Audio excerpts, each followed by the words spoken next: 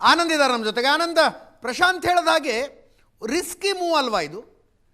ಪಕ್ಷದ ಶಿಸ್ತು ಮೀರಿದರು, ಪಕ್ಷ ಹಾಕಿದ ಗೆರೆ ದಾಟಿದ್ರು ಅನ್ನುವಂತೆ ವರಿಷ್ಠರು ಹೈಕಮಾಂಡ್ ಇದನ್ನು ತಗೊಂಡ್ರೆ ಬೂಮರ್ ಹೆಂಗಾದ್ರೆ?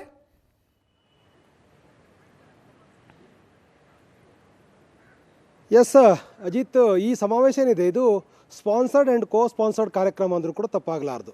ಯಾರು ಮಾಡ್ತಿದ್ದಾರೆ ಅಂತಕ್ಕಂಥದ್ದು ಭಾಳ ಸ್ಪಷ್ಟವಾಗಿ ಎಲ್ಲರಿಗೂ ಕೂಡ ಗೊತ್ತಿರತಕ್ಕಂಥ ವಿಚಾರ.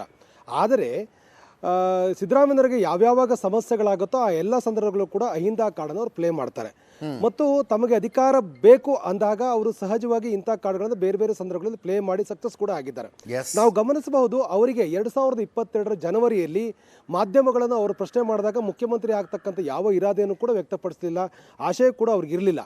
ಆದರೆ 2022 ಆಗಸ್ಟಲ್ಲಿ ಅವರು ನಾನು ಮುಖ್ಯಮಂತ್ರಿ ಆಗಬೇಕು ಅಂತಕ್ಕಂಥ ಕಾರ್ಡನ್ನು ಪ್ಲೇ ಮಾಡ್ತಾರೆ. ಅವರ ಬೆಂಬಲಿಗರು ನಡೆಸಿರ್ತಕ್ಕಂಥ ಸಿದ್ದರಾಮೋತ್ಸವದ ಮೂಲಕ ಸ್ಪಷ್ಟವಾಗಿರ್ತಕ್ಕಂಥ ಕನಸನ್ನು ಬಿತ್ತುವ ಪ್ರಯತ್ನವನ್ನು ಕೂಡ ಅವರು ಮಾಡ್ತಾರೆ. 2023 ಸಕ್ಸಸ್ ಕೂಡ ಆಗ್ತಾರೆ. ಅಂದರೆ ಅಷ್ಟರ ಮಟ್ಟಿಗೆ ಅವರು ಅಹಿಂದ ಸಂಘಟನೆ ತಮಗೆ ಬೇಕಾದ ಹಾಗೆ ಬಳಕೆ ಮಾಡಿಕೊಂಡು ಸಕ್ಸಸ್ ಆಗಿರ್ತಕ್ಕಂಥ ಉದಾಹರಣೆ ಕೂಡ ಇದೆ. ನಾವು ಗಮನಿಸಬಹುದು, ಅವರು 2005 ಜುಲೈ 22ಕ್ಕೆ ಹುಬ್ಬಳ್ಳಿಯಲ್ಲಿ ಸಮಾವೇಶ ಮಾಡೋದ್ರ ಮೂಲಕ ಆರಂಭಗೊಂಡಿರ್ತಕ್ಕಂಥ ಅವರ ಅಹಿಂದ ಜರ್ನಿ ಇಲ್ಲಿ ತನಕನೂ ಕೂಡ ಕಂಟಿನ್ಯೂ ಆಗಿದೆ. ಇತ್ತೀಚೆಗೆ ನಾವು ಗಮನಿಸಬಹುದು, 1 ವರ್ಷಗಳ ಹಿಂದೆ ಮೈತ್ರಿ ನಾಯಕರೆಲ್ಲರೂ ಕೂಡ ಬೀದಿಗಿಳಿದು ಹೋರಾಟ ಮಾಡ್ತಕ್ಕಂಥ ಮೂಡಾ ಪ್ರಕರಣವನ್ನು ಕೈಗೆತ್ತಿಕೊಂಡು ಜನರ ಬಳಿಗೆ ಹೋದಾಗ ಅವರು ಮೈಸೂರಲ್ಲಿ ಸಮಾವೇಶ ಮಾಡೋದ್ರ ಮೂಲಕ ಯಾರಿಗೆ ಯಾವ ಸಂದೇಶ ಕೊಡಬೇಕಾಗಿ ಸಂದೇಶವನ್ನು ಕೊಟ್ಟರು. ಅದರ ಮುಂದುವರೆದ ಭಾಗ ಕರ್ನಾಟಕದಲ್ಲಿ ನಡೆದಿರ್ತಕ್ಕಂಥ ಉಪಚುನಾವಣೆ 3 ಕ್ಷೇತ್ರದಲ್ಲೂ ಕೂಡ ಯಾವ ವರ್ಗ ಕ್ರೋಢೀಕರಣವಾಗಿ ಅಂತಿಮವಾದ ರಿಸಲ್ಟ್ ಬಂತು ಅಂತಕ್ಕಂಥದ್ದು ನಮ್ಮ ಮುಂದೆ ಇತಿಹಾಸ ಇದೆ. ಹಾಗಾಗಿ ಭಾಳ ಸ್ಪಷ್ಟವಾಗಿರ್ತಕ್ಕಂಥ ಸಂದೇಶವನ್ನು ಕಳೆದ ವರ್ಷ ಅವರು ಮೈಸೂರಿನಲ್ಲಿ ನಡೆದಂಥ ಸಮಾವೇಶದ ಮೂಲಕ ಕೊಟ್ಟಿದ್ದರು. ಒಂದು ತುದಿಯಿಂದ ಇನ್ನೊಂದು ತುದಿಯವರು ಕೂಡ ಸಂಪುಟದ ಎಲ್ಲ ಸಚಿವರನ್ನು ಇಟ್ಟುಕೊಂಡು ಎಐಸಿಸಿ ಪ್ರತಿನಿಧಿಯಾಗಿ ಸುರ್ಜೇವಾಲರನ್ನು ಕರೆದುಕೊಂಡು ಬಂದು ಡಿ ಕೆ ಶಿವಕುಮಾರ್ ಸಮ್ಮುಖದಲ್ಲೇ ಸಮಾವೇಶನ ಮಾಡಿ ಅವರ ಸಂದೇಶವನ್ನು ಕೊಟ್ಟಿದ್ದರು. ಸಿದ್ದರಾಮಯ್ಯರ ಹಿಂದೆ ಇರ್ತೇನೆ, ಕಲ್ಲು ಬಂಡೆ ಥರ ಇರ್ತೇನೆ ಅಂತಕ್ಕಂಥ ಭಾಷಣವನ್ನು ಕೂಡ ಡಿ ಕೆ ಶಿವಕುಮಾರ್ ಮಾಡಿದರು. ಯಾಕೆಂತಂದರೆ ಅದಕ್ಕೊಂದು ಕಾರಣ ಇತ್ತು. ಈ ಒಂದು ಸಮಾವೇಶ ಕೊಡ್ತಕ್ಕಂಥ ಸಂದೇಶದ ಬಗ್ಗೆ ಸ್ಪಷ್ಟವಾದ ಅರಿವು ಡಿ ಕೆ ಶಿವಕುಮಾರ್ಗಿತ್ತು. ಹಾಗಾಗಿ ಈಗ ಮೈಸೂರಲ್ಲಿ ನಡೆಸಬೇಕು ಅಂತೇಳಿ ತೀರ್ಮಾನ ಮಾಡಿರ್ತಕ್ಕಂಥ ಏನು ಸಮಾವೇಶ ಇದೆ, ಇದರ ಸ್ಪಾನ್ಸರ್ ಯಾರು ಅಂತಕ್ಕಂಥ ಎಲ್ಲರಿಗೂ ಕೂಡ ಗೊತ್ತಿರುವಂಥದ್ದೇ. ಆದರೆ ಈ ಸಮಾವೇಶದ ಮೂಲಕ ಒಟ್ಟಾರೆ ಪ್ರಕ್ರಿಯೆಯನ್ನು ಅಥವಾ ಹೇಗೋ ಕನ್ಸಿಡರ್ ಮಾಡಬಾರ್ದು, ಕನ್ಸಿಡರ್ ಮಾಡುವಾಗ ಇವರ ಹಿಂದಿರ್ತಕ್ಕಂಥ ಬಲವನ್ನು ಕೂಡ ಪರಿಗಣಿಸಬೇಕು ಅಂತಕ್ಕಂಥ ಒಂದು ಸ್ಪಷ್ಟವಾಗಿರ್ತಕ್ಕ ಸಂದೇಶವನ್ನು ಹೈಕಮಾಂಡ್ ಕೊಡುವ ಕಾರಣಕ್ಕೆ ಒಂದು ಉದ್ದೇಶ ಇಟ್ಟುಕೊಂಡೇ ಈ ಒಂದು ಸಮಾವೇಶ ಮಾಡಲಿಕ್ಕೆ ಹೊರಟಿರ್ತಕ್ಕಂಥದ್ದು. ಇದು ಏಕಾಏಕಿ ನಿರ್ಧಾರ ಆಗಿದ್ದಲ್ಲ. ನಾವು ಗಮನಿಸಬೇಕು, ಎಲ್ಲ ರಾಹುಲ್ ಗಾಂಧಿ ನವೆಂಬರ್ 20ಕ್ಕೆ ಆನಂದ್ ನೀವು ಅದನ್ನ ಹೇಳ್ತಾ ಇದ್ದೀರಿ, ಏಕಾಏಕಿ ನಿರ್ಧಾರ ಆಗಿದ್ದಲ್ಲ. ಪ್ಲೀಸ್ ಕಂಟಿನ್ಯೂ ದಟ್, ಅದನ್ನ ಹೇಳಿ. ಏಕಾಏಕಿ ನಿರ್ಧಾರ ಆಗಿದ್ದಲ್ಲ.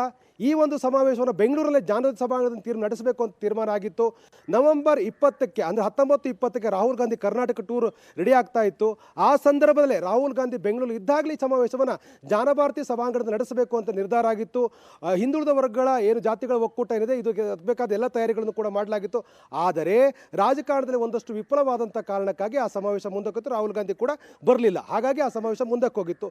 ಈಗ ಅದೇ ಅಜೆಂಡಾ ಇಟ್ಟುಕೊಂಡು ಅದರಲ್ಲಿರ್ತಕ್ಕಂಥ ಪ್ರಮುಖರೇ ಸಿದ್ಧಪಡಿಸಿರ್ತಕ್ಕಂಥ ಸೂತ್ರದಂತೆ ಮೈಸೂರಲ್ಲಿ ಸಮಾವೇಶ ಆಗ್ತಾ ಇರತಕ್ಕಂಥದ್ದು.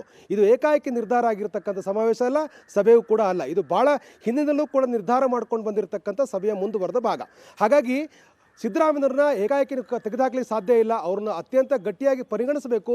ಹೈಕಮಾಂಡ್ ಯಾವುದೋ ಒತ್ತಡಕ್ಕೆ ಒಳಗಾಗಿ ತೀರ್ಮಾನ ತೆಗೆದುಕೊಂಡ್ರೆ ಇದರ ಪರಿಣಾಮಗಳು ಅತ್ಯಂತ ಗಂಭೀರವಾಗಿರುತ್ತೆ ಅಂತಕ್ಕಂಥ ಸಂದೇಶ ಕೊಡಬೇಕು ಅನ್ನುವ ಕಾರಣಕ್ಕಾಗಿ ಇದು ಒಂದು ಸ್ಪಾನ್ಸರ್ಡ್ ಅಹಿಂದ ಸಮಾವೇಶ ಆಗ್ತಾ ಇದೆ. ಈ ಸಮಾವೇಶದ ಮೂಲಕ ಹೈಕಮಾಂಡು, ರಾಜ್ಯದಲ್ಲಿರ್ತಕ್ಕಂಥ ನಾಯಕರು ಎಲ್ಲರಿಗೂ ಕೂಡ ಒಂದು ಸ್ಪಷ್ಟವಾದ ಸಂದೇಶ ರವಾನೆ ಮಾಡೋ ನಿಟ್ಟಲ್ಲಿ ಜನವರಿ ತಿಂಗಳಲ್ಲಿ ಈ ಸಮಾವೇಶ ಮಾಡಬೇಕು ಅಂತ ನಿರ್ಧಾರ ಮಾಡಲಾಗಿದೆ. ಅದರ ಜೊತೆಗೆ ಮೊನ್ನೆ ಸತೀಶ್ ಜಾರಕಿಹೊಳಿ ಅವರ ಡಿನ್ನರ್ ಮೀಟ್ನಲ್ಲೂ ಕೂಡ ಇಂಥದ್ದೇ ನಿರ್ಧಾರ ಆಗಿತ್ತು ಅಂತ ಕೇಳ್ಪಟ್ಟೆ. ಡಿ ಕೆ ಶಿವಕುಮಾರ್ ಅವರು ಬಣದವ್ರು ಏನಂತಾರೆ ಈಗ ಅಂತ? ಎಸ್, ಖಂಡಿತವಾಗ್ಲೂ ಕೂಡ ನಾವು ಈಗಾಗಲೇ ಈ ಸಮಾವೇಶ ನಡೆಸಬೇಕು. ಆ ಪ್ರೈಮರಿ ಚರ್ಚೆ ಸಂದರ್ಭದಲ್ಲಿ ಡಿ ಕೆ ಶಿವಕುಮಾರ್ ಬಣವು ಕೂಡ ಇದರ ಸಾಧಕ ಬಾಧಕ ಚರ್ಚೆ ಮಾಡಿ ಇವತ್ತು ದೆಹಲಿಯಲ್ಲಿ ಡಿ ಕೆ ಶಿವಕುಮಾರ್ ಹೇಳಿದ್ದಾರೆ ಒಳ್ಳೇದಾಗಲಿ ಅಂತಕ್ಕಂಥ ಮಾತಾಡಿದೆ. ಇದನ್ನು ಬಿಟ್ಟು ಬೇರೆ ಏನು ಹೇಳೋ ಸಾಧ್ಯಕ್ಕೆ ಡಿ ಕೆ ಶಿವಕುಮಾರ್ ಸಾಧ್ಯ ಇಲ್ಲ. ಯಾಕೆಂತಂದರೆ ಈ ಅಹಿಂದ ವರ್ಗದ ಮತಗಳ ಒಟ್ಟಾರೆ ಪರಿಣಾಮಗಳು ಏನಾಗುತ್ತೆ ಅಂತಕ್ಕಂಥದ್ದು ಕೂಡ ಅವರೂ ಕೂಡ ಅರಿವಿದೆ. ಹಾಗಂದ ಮಾತ್ರಕ್ಕೆ ಕೇವಲ ಅಹಿಂದ ಮತಗಳಷ್ಟೇ ಕಾಂಗ್ರೆಸ್ಗೆ ಪೂರಕ ಅಲ್ಲ, ಎಲ್ಲ ಜಾತಿಯ ಮತಗಳು ಕೂಡ ಬರಬೇಕಾಗತ್ತೆ. ಆದರೆ ಅಹಿಂದ ಮತಗಳು ಏನು ಮಾಡಬಲ್ಲವು ಅಂತಕ್ಕಂಥದ್ದಕ್ಕೆ 3 ಉಪಚುನಾವಣೆಗಳು ಅಂದರೆ ಉಪಚುನಾವಣೆ ನಡೆದಿರ್ತಕ್ಕಂಥ 3 ಕ್ಷೇತ್ರಗಳ ಫಲಿತಾಂಶವನ್ನು ಪರಿಗಣಿಸಬೇಕಾಗತ್ತೆ. ಚನ್ನಪಟ್ಟಣದಲ್ಲಿ ಆಯಿತು, ಮೈಸೂರಲ್ಲಿ ಕೊಟ್ಟಂಥ ಸಂದೇಶದ ಕಾರಣಕ್ಕಾಗಿ ಚನ್ನಪಟ್ಟಣದಲ್ಲಿ HD ಕುಮಾರಸ್ವಾಮಿಯವರ ಪುತ್ರ ಸೋಲನ್ನು ಅನುಭವಿಸಬೇಕಾಗಿತ್ತು. ಅಹಿಂದವರ್ಗಗಳು ಕ್ರೋಢೀಕರಣ ಆದ ಕಾರಣಕ್ಕಾಗಿ ಶಿಗ್ಗಾಂವದಲ್ಲಿ ಮಾಜಿ ಮುಖ್ಯಮಂತ್ರಿ ಮಗ ಸೋಲಬೇಕಾಗಿರ್ತಕ್ಕಂಥ ವಾತಾವರಣ ಕ್ರಿಯೇಟ್ ಆಯಿತು. ಅಂದರೆ ಆ ಮತಗಳು ಕ್ರೋಢೀಕರಣ ಆದರೆ ಯಾವ ರಿಸಲ್ಟ್ ಬರುತ್ತೆ ಅಂತಕ್ಕಂಥದ್ದು ಬಹಳ ಪೂರಕ ಆಗುತ್ತೆ. ಹಾಗಂದ ಮಾತ್ರ ಕೇವಲ ಅಷ್ಟೇ ಮತಗಳಲ್ಲ, ಬದಲಾಗಿ ಬೇರೆ ಬೇರೆ ರೀತಿಯ ಫ್ಯಾಕ್ಟರ್ಗಳು ಕೂಡ ವರ್ಕ್ ಆಗಿತ್ತು. ಆದರೆ ಒಂದು ಗಟ್ಟಿಯಾಗಿರ್ತಕ್ಕ ಸಂದೇಶವನ್ನು ಮೈಸೂರಲ್ಲಿ ನಡೆದಂಥ ಏನು ಸಿದ್ದರಾಮಯ್ಯ ಕೊಟ್ಟಿರ್ತಕ್ಕಂಥ ಸಂದೇಶ ಇತ್ತು, ಅದು ಉಪಚುನಾವಣೆ ಮೇಲೆ ಒಂದಷ್ಟು ಪರಿಣಾಮಗಳನ್ನು ಕೂಡ ಬೀರಿತ್ತು. ಯಾಕಂದರೆ ಪಾದಯಾತ್ರೆ ಮಾಡ್ಕೊಂಡು ಬಂದಿರತಕ್ಕಂಥ ನಾಯಕರು ಅವರ ಮಗನೇ ಕಂಟೆಸ್ಟ್ ಮಾಡಿರ್ತಕ್ಕಂಥ ಚನ್ನಪಟ್ಟಣ ವಿಧಾನಸಭಾ ಕ್ಷೇತ್ರದಲ್ಲಿ ಒಂದು ರಿಸಲ್ಟ್ ಅನ್ನು ಉಲ್ಟಾ ಆಗ್ತಕ್ಕಂಥ ವಾತಾವರಣ ಕೂಡ ಕ್ರಿಯೇಟ್ ಆಯಿತು.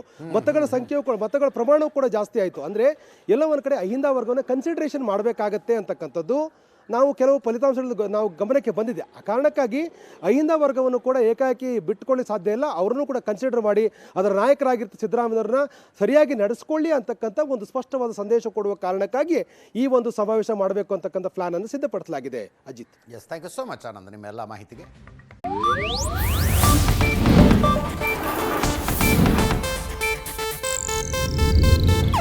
ಇದು ಏಷ್ಯಾನೆಟ್ ನ್ಯೂಸ್ ನೆಟ್ವರ್ಕ್ ಪ್ರಸ್ತುತಿ.